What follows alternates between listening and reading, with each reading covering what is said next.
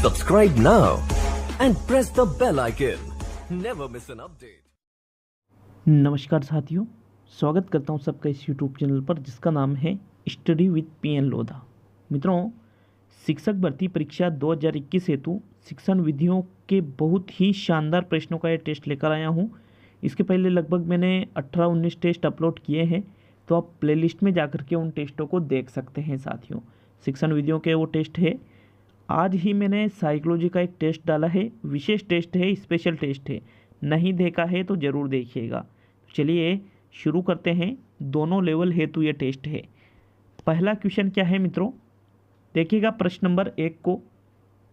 एक बात और साथियों, प्रश्न नंबर 1 शुरू करने से पहले मैं आपको बताना चाहूँगा कि पूरे राजस्थान में शिक्षण विधियों के किसी भी चैनल पर या फिर किसी भी इंस्टीट्यूट से जितने क्वेश्चन आपको यहाँ से मिल जाएंगे, उतने किसी भी इंस्टीट्यूट या चैनल से मिल जाए तो मैं यूट्यूब पे क्लास बंद कर दूंगा। इसलिए एक निवेदन करता हूँ, 25 अप्रैल तक मेरे साथ बने रहिए। शिक्षण विधियों के आपके सबसे ज़्यादा क्वेश्चन सही हो जाएंगे साथियों, सबसे ज़्यादा, अगर आप रेगुलर बने रहते हो तो। शिक्षण विधियाँ साइकोलॉजी है और 1 मार्च से मेगा टेस्ट लेकर आ रहा हूँ आप लोगों के लिए, तो ज़रूर 150 प्रश्नों के उन टेस्टों को आप मिस मत करना मित्रों। टाइम वही 2 घंटे का रहेगा उन टेस्टों का भी। तो चलिए शुरू करते हैं इस टेस्ट को। प्रश्न नंबर 1, भाषा के अभिव्यक्त्यात्मक कौशल है पढ़ना लिखना, सुनना पढ़ना, सुनना बोलना, बोलना लिखना। तो साथियों, अभिव्यक्त्यात्मक कौशल का मतलब क्या होता है? वह कौशल जिनके द्वारा हम अपनी भाषा को अभिव्यक्त करते हैं। क्या करते हैं? अभिव्यक्त करते हैं, वो कहलाते हैं अभिव्यक्त्यात्मक कौशल। तो साथियों, हम अपनी भाषा को पढ़कर तो अभिव्यक्त नहीं करते, सुनकर भी अभिव्यक्त नहीं करते साथियों, बल्कि बोलकर और लिखकर अभिव्यक्त करते हैं। तो साथियों, अभिव्यक्त्यात्मक कौशल में 2 कौशल आते हैं, बोलना और लिखना, जबकि सुनना और पढ़ना ये ग्राह्यात्मक कौशल के अंतर्गत आ जाते हैं साथियों। तो प्रश्न संख्या 1 में चौथा विकल्प सही रहेगा। चलिए नेक्स्ट प्रश्न नंबर 2। मित्रों, दूसरा क्वेश्चन है, व्याकरण शिक्षण की अंतर्योग प्रणाली सर्वोत्तम है क्योंकि इस प्रणाली से व्याकरण के नियमों का क्रमबद्ध ज्ञान होता है, भाषा के शुद्ध लिखने पढ़ने की दक्षता का विकास होता है, व्याकरण शिक्षण अरुचिकर नहीं होता है और छात्रों का भाषा बोध होता है। तो साथियों, जो अंतर्योग प्रणाली है, अंतर्योग प्रणाली में साथियों राइट आंसर रहेगा व्याकरण शिक्षण अरुचिकर नहीं होता है। इस प्रणाली से जब बच्चों को व्याकरण का शिक्षण कराया जाता है तो बच्चे इनमें सक्रिय भूमिका में रहते हैं, इसलिए अरुचिकर नहीं होती है साथियों। विकल्प नंबर 3 सही माना गया है इसमें, प्रश्न संख्या 2 में। चलिए नेक्स्ट प्रश्न नंबर 3, गणित विज्ञान आदि विषयों की कक्षाओं में भी बच्चे भाषा सीखते हैं, यह विचार पूर्णतः सत्य है, पूर्णतः असत्य है, आंशिक सत्य है और निराधार है, मतलब जिसका कोई आधार ही नहीं है। तो साथियों, ये तो बिल्कुल गलत है। देखिए, जो गणित की कक्षाएं होती है, जो विज्ञान की कक्षाएं होती है, इन सब्जेक्टों में भी बच्चे भाषा सीखते हैं, ये बात पूर्ण रूप से सत्य है। ऐसा नहीं है कि सिर्फ हिंदी, संस्कृत, इंग्लिश, पंजाबी, उर्दू इनमें ही बच्चे भाषा सीखेंगे, बल्कि गणित विज्ञान जब बच्चों को पढ़ाई जाती है तब भी वो भाषा सीखते हैं साथियों। इसलिए विकल्प नंबर 1 सही रहेगा आपका प्रश्न 3 में। नेक्स्ट प्रश्न नंबर 4, कहानी का प्राण तत्व क्या है? तो साथियों, कहानी का प्राण तत्व कथा वस्तु है, पात्र है, कथोपकथन है या संवेदनशीलता है। तो साथियों, पहले क्या होता था, कहानी का मूल उद्देश्य माना जाता था बच्चों का मनोरंजन करना, बच्चों का टाइम पास करना, इस प्रकार से इसका उद्देश्य माना जाता था। लेकिन वर्तमान में ऐसा नहीं है। कल्पनाशीलता का विकास करना, उनको संवेदनशील बनाना, ये सारी चीज़ें कहानी के मुख्य उद्देश्यों में रखी जाती है। मतलब इसका प्राण तत्व भी संवेदनशीलता को ही माना जाता है साथियों। विकल्प नंबर 4 सही है प्रश्न संख्या 4 में। नेक्स्ट प्रश्न नंबर 5, उद्बोधन विधि का उपभेद नहीं है दृश्य विधान विधि, अभिनय विधि, कहानी विधि और अनुवाद विधि। तो मित्रों उद्बोधन विधि की अगर हम बात करें तो उद्बोधन विधि बाल केंद्रित विधि है, एक प्रकार की बाल केंद्रित विधि है जिसमें बालकों को कहानी विधि, दृश्य विधान विधि, अभिनय विधि इत्यादि के माध्यम से शिक्षण कराया जाता है, लेकिन इसमें कभी भी अनुवाद विधि का प्रयोग नहीं किया जाता है साथियों। विकल्प नंबर 4 सही रहेगा प्रश्न संख्या 5 में। नेक्स्ट आते हैं प्रश्न नंबर 6 पर। व्याकरण शिक्षण की शिक्षा स्वतंत्र रूप से किस विधि में नहीं दी जाती है? भाषा संसर्ग विधि, आगमन विधि, निगमन विधि, पाठ्य पुस्तक विधि। तो मित्रों व्याकरण शिक्षण की अगर हम बात करें तो इसकी शिक्षा स्वतंत्र रूप से भाषा संसर्ग विधि में नहीं दी जाती है। बाकी आगमन में डायरेक्टली आप व्याकरण पढ़ा सकते हो, निगमन से भी पढ़ा सकते हो, पाठ्य पुस्तक से भी पढ़ा सकते हो, लेकिन भाषा संसर्ग विधि में तो क्या होता है साथियों, बच्चों को पाठ पढ़ाने के साथ साथ व्याकरण की शिक्षा दी जाती है, स्वतंत्र रूप से नहीं दी जाती है। विकल्प नंबर 1 सही है प्रश्न संख्या 6 में। नेक्स्ट प्रश्न नंबर 7। किसकी पुस्तक में मौन वाचन पर विशेष चिंतन प्रकट किया गया? डेचेंट, स्मिथ, ब्राइन और पिंटर। तो साथियों देखिएगा मौन वाचन पर विशेष चिंतन ब्राइन ने एक रचना की थी साइलेंट रीडिंग। क्या कहा जाता है जिसको, किस नाम से जाना जाता है? Silent reading. तो ये जो साइलेंट रीडिंग पुस्तक है ये ब्राइन की है और इन्होंने इस पुस्तक में मौन वाचन पर विशेष चिंतन प्रकट किया है। विकल्प नंबर 3 सही है साथियों प्रश्न संख्या 7 में।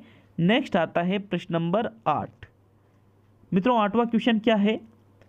कविता शिक्षण का प्रमुख अंग है भावबोध करना, शब्दार्थ बोध, सरलार्थ बोध और पठन बोध। तो कविता बच्चों को क्या पढ़ने के लिए ही कविता का शिक्षण कराया जाता है, शब्दों का अर्थ बताने के लिए कराया जाता है, सरल अर्थ के लिए कराया जाता है? नहीं, बल्कि भाव बोध उनको हो, कविता का जो मूल भाव है वो बच्चों तक पहुँचे साथियों, इसलिए कविता शिक्षण का प्रमुख अंग इसे माना जाता है। तो विकल्प नंबर 1 सही है प्रश्न संख्या 8 में। नेक्स्ट आते हैं प्रश्न नंबर 9 पर। मित्रों 9वां क्वेश्चन है, देखो और लिखो शिक्षण विधि प्रयुक्त होती है मौखिक रचना में, निबंध रचना में, शुद्ध अभिव्यक्ति में और उपयुक्त सभी में। तो देखिए देखो और लिखो, लिखने की बात की गई है तो मौखिक तो होगा नहीं, इसमें शुद्ध अभिव्यक्ति भी नहीं होगी, अभिव्यक्ति भी मतलब बोलकर होता है। तो देखो और लिखो विधि यहाँ निबंध रचना में प्रयुक्त की जा सकती है साथियों। विकल्प नंबर 2 सही रहेगा आपके प्रश्न संख्या 9 में। नेक्स्ट आते हैं प्रश्न नंबर 10 पर। मित्रों 10वां क्वेश्चन क्या है आपका, देखिएगा प्रश्न नंबर 10 को, ये आपके प्रश्न नंबर 10। प्राथमिक स्तर पर छात्रों की भाषाई क्षमताओं का विकास करने का अर्थ है भाषिक नियमों पर अधिकार, भाषिक संरचनाओं पर अधिकार, भाषा प्रयोग की कुशलता पर अधिकार और भाषा अनुकरण की कुशलता पर अधिकार। तो यहाँ पर पूछा है प्राथमिक स्तर पर छात्रों की भाषाई क्षमताओं का विकास, कि भाई जो प्राथमिक स्तर के जो छात्र हैं उनकी भाषाई क्षमताओं का विकास हो, तो इसका अर्थ क्या रहेगा? तो नियमों पर अधिकार कर लेना ही भाषाई क्षमताओं का विकास नहीं कहलाता है, संरचनाओं पर भी नहीं, बल्कि अगर कोई बालक भाषा प्रयोग की कुशलता पर अधिकार कर लेता है, मतलब उसको भाषा का प्रयोग करना कुशलता के साथ में आ जाए, तो मतलब उसमें भाषाई दक्षताओं या क्षमताओं का विकास हो चुका है। इसका अर्थ तीसरे विकल्प से लिया जाएगा साथियों। तो 10वें क्वेश्चन में आपके तीसरा विकल्प सही है। चलिए नेक्स्ट आते हैं प्रश्न नंबर 11 पर। मित्रों 11वां क्वेश्चन है, बच्चों को लिखना सिखाने में सर्वाधिक महत्वपूर्ण है लिखना सिखाने में काव्यात्मक भाषा, विचारों की अभिव्यक्ति, सुंदर लेखन और वर्तनी की शुद्धता। तो मित्रों सर्वाधिक महत्वपूर्ण लिखना सिखाने में वर्तनी की शुद्धता नहीं आएगा अगर आप सोच रहे हो तो। सुंदर लेखन सबसे ज़्यादा महत्वपूर्ण नहीं होता है, बल्कि विचारों की अभिव्यक्ति, कि उन्होंने अपने विचारों को किस प्रकार से अभिव्यक्त किया है लिख करके, ये सबसे महत्वपूर्ण माना जाता है साथियों। दूसरा विकल्प सही रहेगा आपका प्रश्न संख्या 11 में। नेक्स्ट प्रश्न नंबर 12, कविता शिक्षण में मौन पाठ वर्जित है क्यों है मौन पाठ वर्जित? मित्रों समय का दुरुपयोग होता है, इससे छात्रों का अवधान बाधित होता है, इससे रसानुभूति में व्यवधान होता है और इससे शिक्षण का प्रवाह समाप्त होता है। तो साथियों, कविता शिक्षण मतलब यहाँ पर पद्य शिक्षण की बात की जा रही है और पद्य शिक्षण का मूल उद्देश्य क्या होता है? छात्रों को भावों की अनुभूति कराना। तो साथियों, रसानुभूति या भावानुभूति छात्रों को अगर नहीं होगी, क्योंकि मौन पठन में तो सुर लय ताल यति गति तो ऐसा कुछ तो रहेगा नहीं, तो फिर उनको रसानुभूति व भावानुभूति की प्राप्ति नहीं होगी। इसलिए साथियों, कविता शिक्षण में मौन पाठ को वर्जित माना जाता है। विकल्प नंबर 3 सही है प्रश्न संख्या 12 में। नेक्स्ट प्रश्न नंबर 13, बच्चों की सशक्त लेखन क्षमता का परिचायक है सुंदर लिखावट, आलंकारिक भाषा, सशक्त वाक्य विन्यास और मौलिक विचार। तो अभी हमने इसके पहले 1-2 क्वेश्चन पहले एक क्वेश्चन देखा था साथियों, उसी से संबंधित ये क्वेश्चन भी है। मैंने कहा था कि सुंदर लिखावट ज़्यादा महत्वपूर्ण नहीं होती है, बल्कि वहाँ पर जो अभिव्यक्ति विचार की बात की जा रही है, तो यहाँ पर भी वही चीज़ है मौलिक विचार की, वो अपने विचारों को किस प्रकार से मौलिक रूप दे देते हैं लिख करके, ये सबसे इम्पोर्टेंट चीज़ है यहाँ पर। तो चौथा विकल्प सही रहेगा प्रश्न 13 में। नेक्स्ट प्रश्न नंबर 14, बच्चे के स्कूल की भाषा और घर एवं पड़ोस की भाषा के होनी चाहिए। इसमें जुड़ाव होना चाहिए, समरूपता होना चाहिए, समरसता होना चाहिए और अलगाव होना चाहिए। तो देखिएगा, प्रश्न पूछ रहा है आपसे कि स्कूल में जो बच्चा भाषा बोलता है और घर और पड़ोस में जो भाषा बोलता है, उन दोनों के मध्य साथियों अलगाव तो होना ही नहीं चाहिए। कि स्कूल में तो अलग ही भाषा बोली जाती है, घर परिवार में अलग ही बोली जाती है, ये तो अलगाव वाला तो बिल्कुल गलत हो गया। अब इसका राइट आंसर है समरूपता, मतलब दोनों का रूप एक जैसा होना चाहिए साथियों। क्यों? क्योंकि ये कहा जाता है कि बच्चों को मातृभाषा में शिक्षण देना चाहिए। क्यों देना चाहिए? क्योंकि उसकी जो घर परिवार में जिस भाषा को बोलता है उसी भाषा में शिक्षण देंगे तो उस चीज़ को जल्दी कैच करेगा साथियों। तो स्कूल की भाषा और घर पड़ोस की भाषा दोनों ही एक होना चाहिए, और वो है उसकी मातृभाषा। दोनों कैसी होना चाहिए? समरूप। विकल्प नंबर 2 सही रहेगा आपका प्रश्न 14 में। नेक्स्ट प्रश्न नंबर 15, देखिए प्रश्न नंबर 15 क्या है? भाषा शिक्षण की किस विधि में मातृभाषा को मध्यस्थ नहीं रखा जाता है? व्याकरण अनुवाद विधि में, सूत्र विधि में, अनुवाद विधि में और प्रत्यक्ष विधि में। तो मित्रों देखिएगा, पूछ रहा है आपसे प्रश्न, मातृभाषा को मध्यस्थ नहीं रखा जाता है। तो साथियों, ये प्रत्यक्ष विधि में ऐसा होता है, मतलब जिस भाषा का शिक्षण कराया जाता है उसी भाषा में शिक्षण होना चाहिए। जैसे अंग्रेजी भाषा पढ़ रहे हैं तो फिर अंग्रेजी में ही उसका शिक्षण होगा, मतलब मातृभाषा उसमें नहीं आएगी। संस्कृत पढ़ रहे हैं तो उसको संस्कृत में ही पढ़ेंगे पूर्ण रूप से, हिंदी पढ़ रहे हैं तो हिंदी ही पढ़ेंगे, मतलब ये चीज़ें किस में होती है? प्रत्यक्ष विधि में। साथियों, चौथा विकल्प आपका सही है प्रश्न संख्या 15 में। नेक्स्ट आते हैं प्रश्न नंबर 16 की ओर। निम्न में से बच्चों की भाषा संबंधी त्रुटियां नहीं हैं। कौन सी त्रुटियां बच्चों की नहीं है भाषा संबंधी? पाठ्य पुस्तक को ग्रहण करने में, शब्दोच्चारण संबंध में, वर्तनीगत संबंध में और वाक्य रचना के संबंध में। तो साथियों, बच्चों की भाषा त्रुटि शब्दोच्चारण में भी करते हैं। बहुत सारे बच्चे शब्दों का गलत उच्चारण करते हैं, बहुत सारे बच्चे वर्तनी को गलत लिखते हैं, वाक्य रचना में त्रुटियां करते हैं, लेकिन पाठ्य पुस्तक को ग्रहण करने में, ये पाठ्य पुस्तक को ग्रहण करने में त्रुटियां भाषा संबंधी नहीं होती है। विकल्प नंबर 1 सही रहेगा साथियों प्रश्न संख्या 16 में। नेक्स्ट प्रश्न नंबर 17, भाषा शिक्षण का लक्ष्य है। क्या लक्ष्य है भाषा शिक्षण का? अध्ययन अध्यापन का विकास करना, मानवीय संवेदना का विकास करना, भाषा की समझ एवं अभिव्यक्ति का विकास करना और अर्थोपार्जन एवं यश प्राप्त करना। तो साथियों, भाषा शिक्षण के अगर लक्ष्य की बात करें तो इसका मुख्य लक्ष्य होता है कि देखो, अर्थोपार्जन और यश ये दोनों तो गलत चीज़ें हो जाती है, शिक्षण के लक्ष्यों के अंतर्गत बात कर रहे हैं। इसका लक्ष्य होता है भाषा की जो समझ है और भाषा की जो अभिव्यक्ति है, इनकी क्षमताओं का विकास करना। विकल्प नंबर 3 सही है साथियों प्रश्न संख्या 17 में। नेक्स्ट आते हैं प्रश्न नंबर 18 की तरफ। मित्रों, प्रश्न नंबर 18 क्या है? भाषा की परिपक्वता का अर्थ है भाषा को याद कर लेना, ये कर है भाषा को याद कर लेना, व्याकरणिक नियमों की जानकारी होना, भाषा के अवयवों एवं स्वरों पर नियंत्रण होना और विविध भाषाओं की जानकारी होना। तो साथियों, भाषा की परिपक्वता का मतलब ऐसा नहीं है कि आपको अलग अलग भाषाओं की जानकारी है तो वो भाषाई परिपक्वता है, नहीं, बल्कि व्याकरणिक नियमों की जानकारी होना भाषाई परिपक्वता कहलाती है साथियों। विकल्प नंबर 2 सही है, क्योंकि जो व्याकरणिक नियम है इसी के अकॉर्डिंग चलती है भाषा, तो तभी आप परिपक्व होंगे जब आप व्याकरणिक नियमों का सही प्रयोग करके भाषा को बोलोगे साथियों। तो विकल्प नंबर 2 सही है प्रश्न 18 में। नेक्स्ट प्रश्न नंबर 19, निम्न में से किस विधि द्वारा विद्यार्थियों को मौखिक अभिव्यक्ति में प्रेषित किया जा सकता है?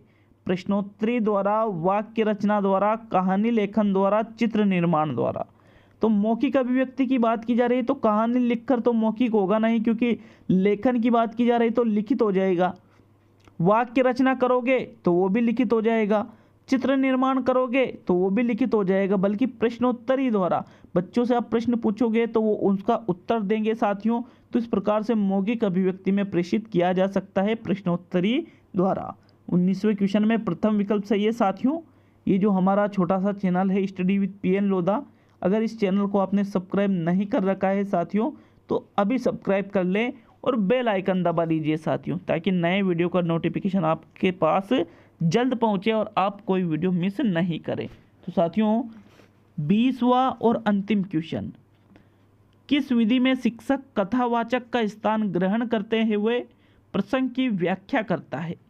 शब्दार्थ कथन प्रणाली, व्याख्या प्रणाली, व्यास प्रणाली और समीक्षा प्रणाली। तो मित्रों, शिक्षक कथावाचक का स्थान ग्रहण कर रहा है और उसकी व्याख्या कर रहा है, तो ये सब चीज़ें होती है व्यास या भाष्य विधि में। कौन सी विधि में? व्यास या भाष्य विधि में। विकल्प नंबर 3 सही है साथियों प्रश्न 20 में। तो देखिएगा, 2 टेस्ट आज के हो चुके हैं, एक तो साइकोलॉजी का टेस्ट आपने कर लिया होगा और एक ये शिक्षण विधियों का टेस्ट आपने कर लिया है। एक और टेस्ट आ रहा है साथियों, उसको भी जरूर अटेंड करिएगा। आशा है आपको बहुत ही सहायता मिल रही हो गई चैनल से, क्योंकि मैं भी बहुत ज़्यादा मेहनत कर रहा हूँ साथियों। जितनी आप तैयारी में मेहनत कर रहे हो उससे भी ज़्यादा मेहनत मैं आपके लिए इन प्रश्नों में करता हूँ मित्रों। तो इसलिए कहता हूँ कि लाइक शेयर करना नहीं भूलें, क्योंकि लाइक शेयर करना 1 मिनट का काम है और मैं इस 1 मिनट के लिए साथियों कम से कम 10 घंटे से ज़्यादा मेहनत करता हूँ साथियों। तो बहुत बहुत धन्यवाद दूंगा वीडियो को पूरा देखने के लिए। मिलते हैं साथियों अगले वीडियो में।